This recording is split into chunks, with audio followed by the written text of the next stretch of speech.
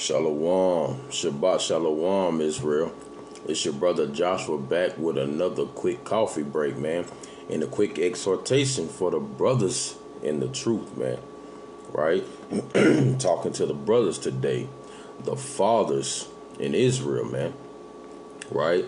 And I want to come and give a quick exhortation to the brothers, right, to tell you that, look, you're needed in the community, right? You're needed in your sons' lives, right?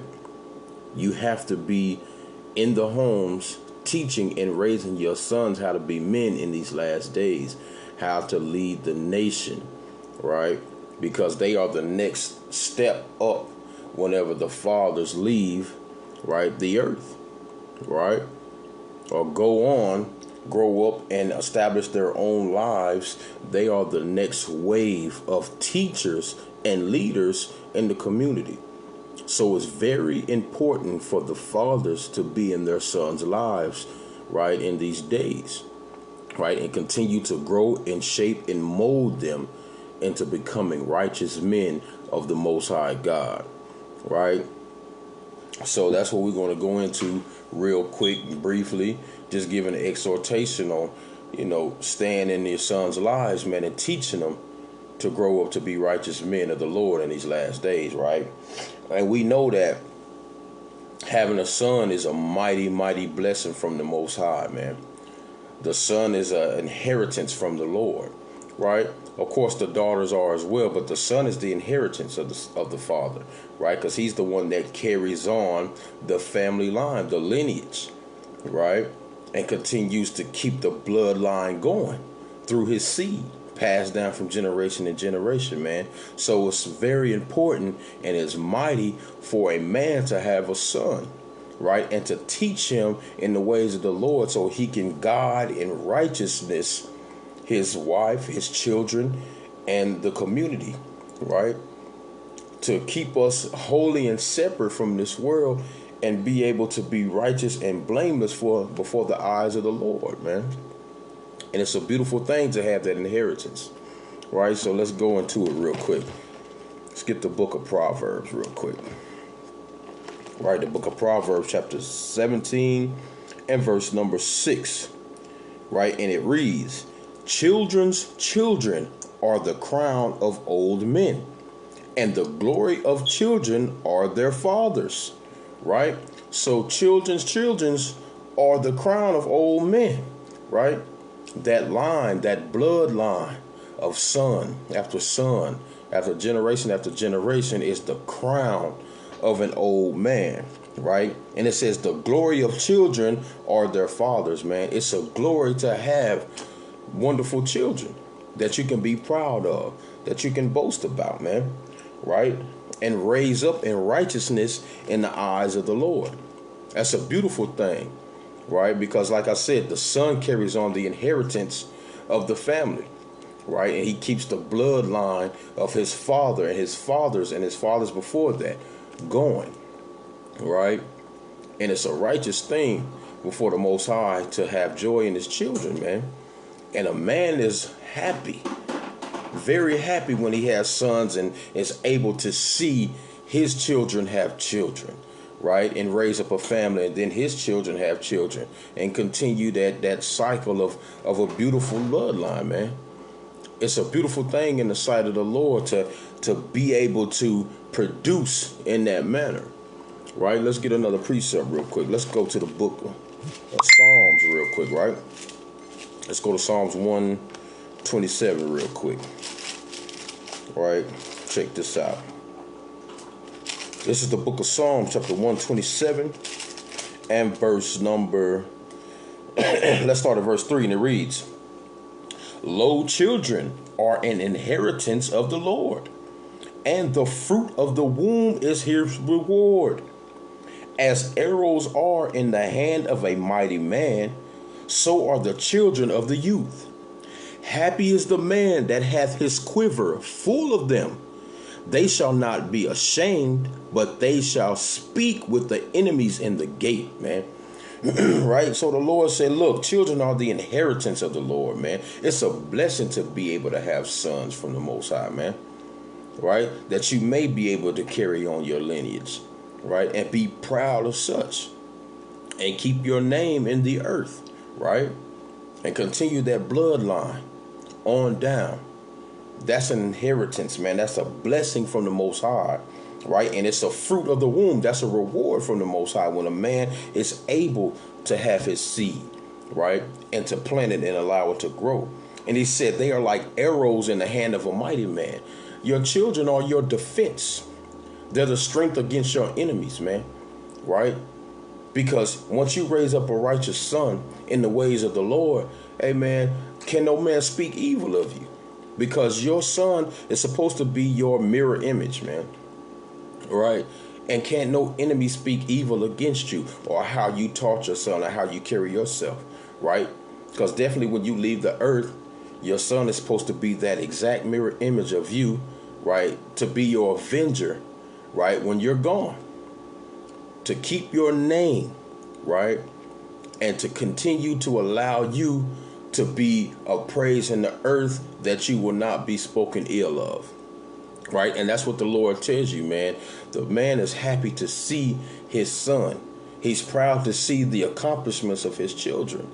There's nothing more of a proud thing of a father to see the growth and the development of his children walking in the law, statutes, and commandments of the Most High, man.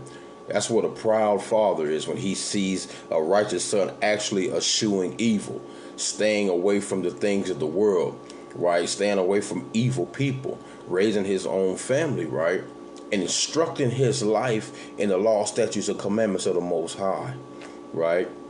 On the way to try to receive the kingdom, right? Let's get another precept real quick. Let's go to the book of Sirach real quick.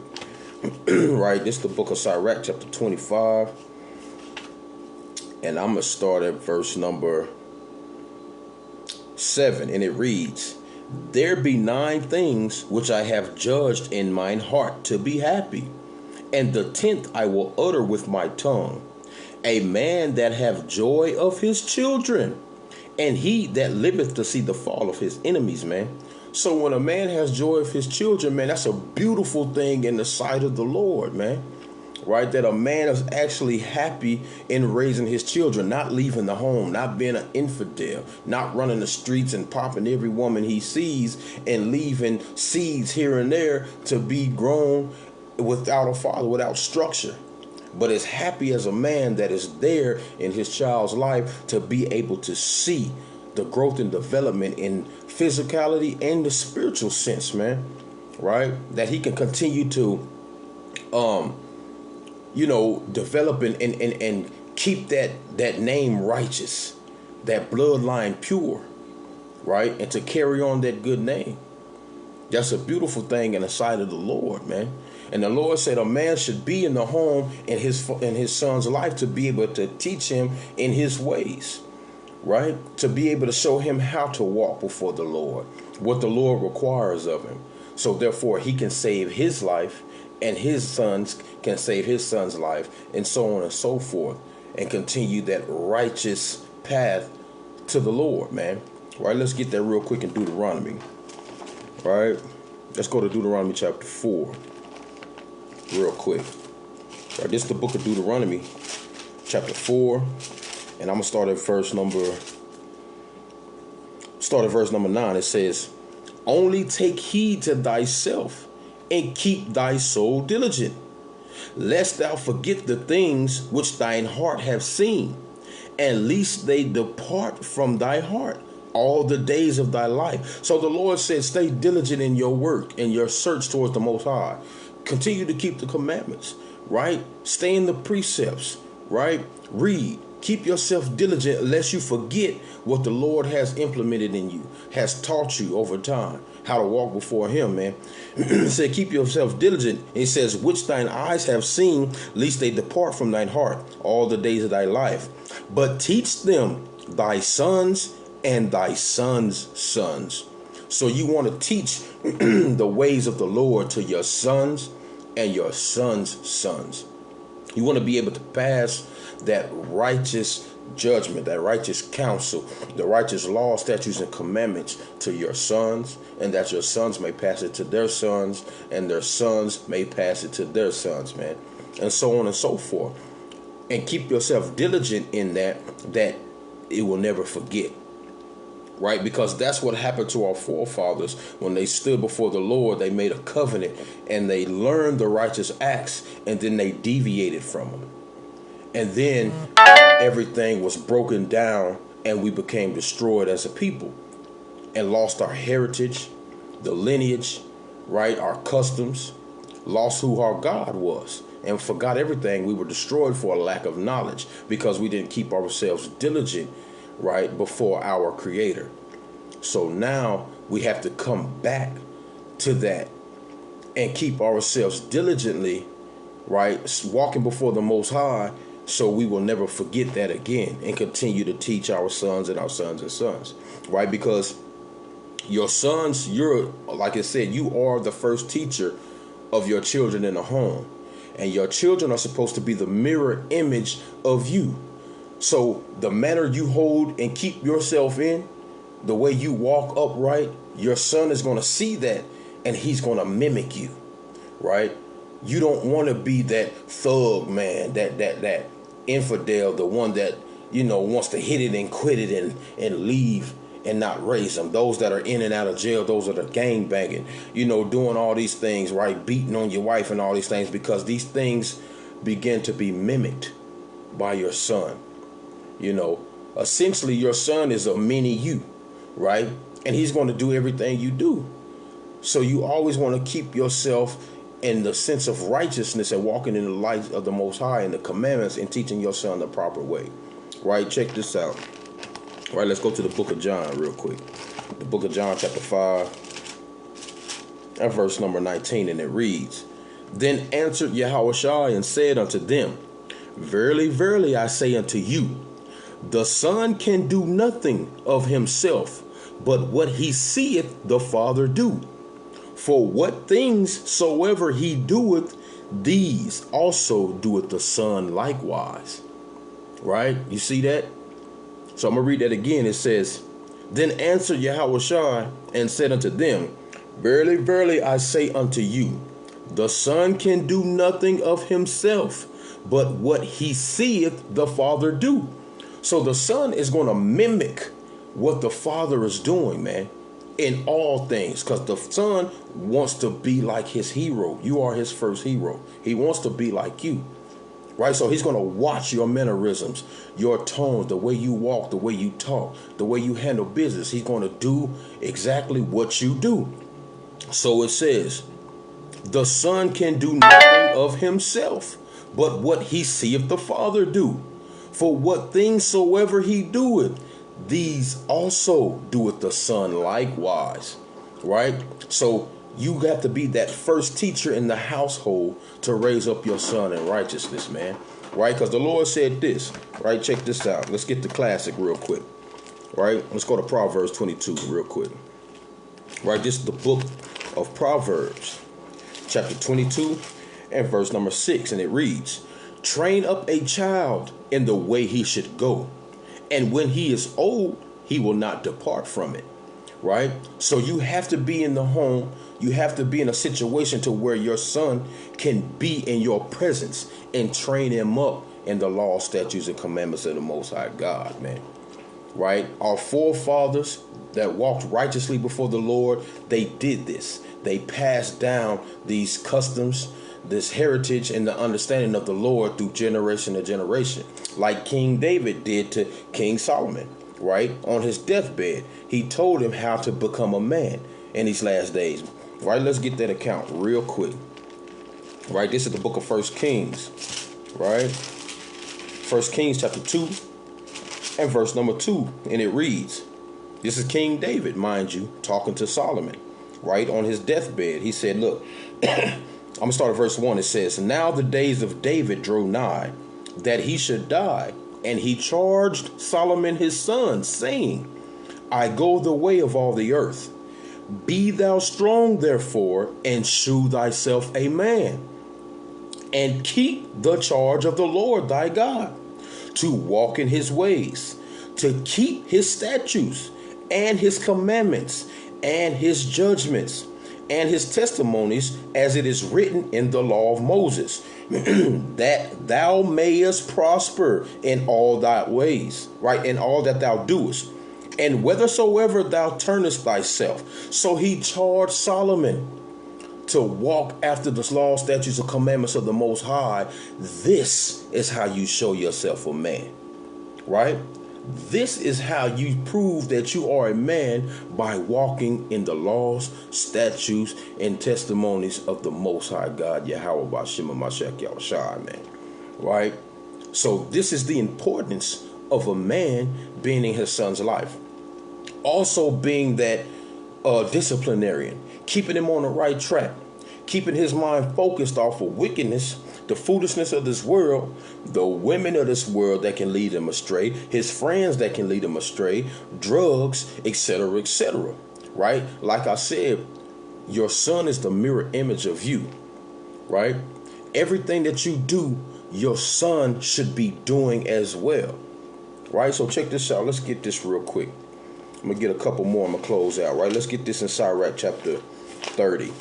Right? I like this one, man. This is a mighty account, right?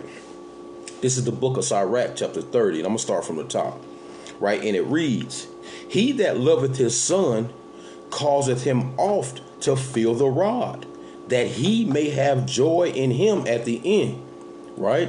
So you are the disciplinarian in your home of your children, especially your sons, because they're held to a different standard, right, in the household. So he said, if you cause him often to feel the rod, you're going to have joy in him. Correcting your children, not being their best friend, right? Correcting them when they're going off. Not, hey, smiling and laughing when they're in foolishness and wickedness, man, and applauding those behaviors, man. But yet eschewing that evil, cutting it off, nipping it at the bud, and correcting them. So you may have joy in them in the future, man. And it says, he that chastiseth his son shall have joy in him, and shall rejoice of him among his acquaintances, man. Because you want to be able to sit around your buddies, man, in an older age, man, and be able to look at your son and be like, man, hey, that boy, hey, man, that's a mighty son. You can hear your friends in the background like, boy, that boy just like his pops, man. But he done taught him very well. That brother's very well-mannered, man. Right? He's respectful. And that brother's a hard worker. So on and so forth, man. I got a brother in the truth, man, out of Memphis, man. When I labor with that brother and I see his son, man, that brother is well-mannered, man. He's respectful. He's quiet. He speaks when he's spoken to, man. He sits among great men and he learns, right? He's very observant. That's a mighty young brother, man, and I respect that, man, right?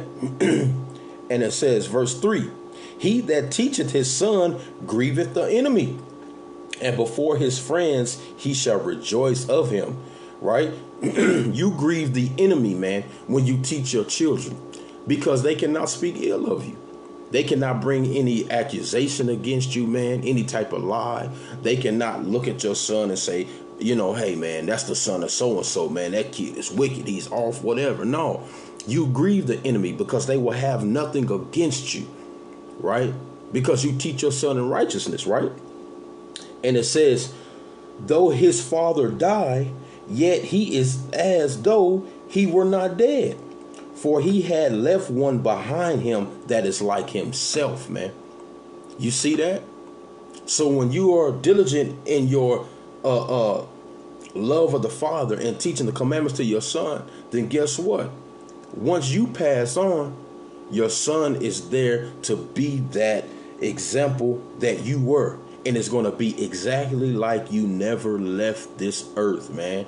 Because he's going to walk like you. He's going to talk like you. He's going to think like you. He's going to do everything exactly like you, man. You know, and it's going to be like you never left this earth, man. You have an avenger behind you, right? And it says, while he liveth, he saw and rejoiced in him. And when he died, he was not sorrowful. He left behind him an avenger against his enemies, and one that shall acquite kindness to his friends. He that maketh too much of his son shall bind up his wounds, and his bowels will be troubled at every cry. So you that is always giggling and laughing and being your son's best friend and always winking an eye at his folly and his foolishness, man, you're going to have wounds in the end, man. Because eventually your son is going to make you a laughing stock, man. Your son is going to be a failure. He will be in and out of jail, popping all these women, doing all this type of wickedness and foolishness, and not being able to raise his family in righteousness, man. And you're going to have grievous wounds at the end, man, if you're not holding yourself diligently, right? And it says, a horse is not broken, but cometh headstrong, and a child left to himself will be willful. See, that's important. Because when you're not in the household or you're not keeping charge of your children, then they become willful and they do what they want to do and they lean on their own understanding and then they fall by the wayside, man. Right? And it says, conquer thy child and he shall make thee afraid. Play with him and he will bring thee to heaviness. Laugh not with him, lest thou have sorrow with him, and lest thou gnash thy teeth in the end. So don't be trying to be your son's best friend, man. Be a father. Be a leader. Be a disciplinarian, man.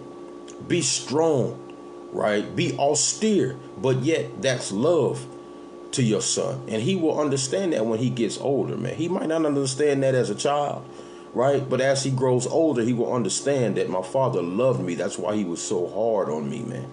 Right? And it says, give him no liberty in his youth and wink not at his follies, man. Right?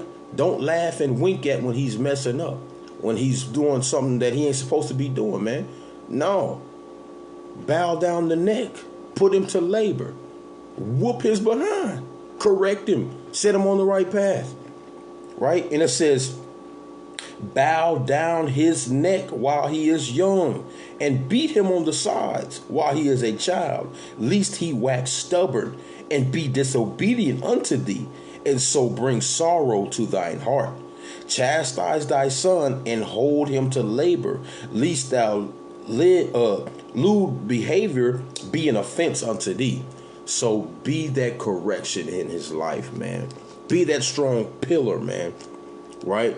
Because you are the one that's held with the responsibility to present him blameless and as a man to the Most High God, man. Because when you leave and you leave him behind and he's not fit, then hey, that's off in the eyes of the Lord, man. You are the one that's held accountable to present him blameless, man, and as a man before the Most High God. And present him well nurtured and brought up so he can do the same for his family and his family after that. Right? So let me get one more, man. I'll close out. Right? This is the book of Hebrews. Let's get that. Right? This is the book of Hebrews, right? Chapter 13 and verse 17. And it reads, obey them that have rule over you, and submit yourselves, for they watch for your souls. So your children should be submitting themselves under you because you are charged with the watch of their souls, with their life, right? And it says, for they watch for your souls as they that must give an account, that they may do it with joy and not with grief, for that it is unprofitable for you. So you want to be able to give that account with joy, to present your son as a man in these last days that is carrying on your lineage, man, carrying on your seed, and most of all, carrying on the law, statutes, and commandments and teaching them diligently to his sons and his sons' sons, man, right? But with that, I hope it was edifying, and take heed to the words of the Lord.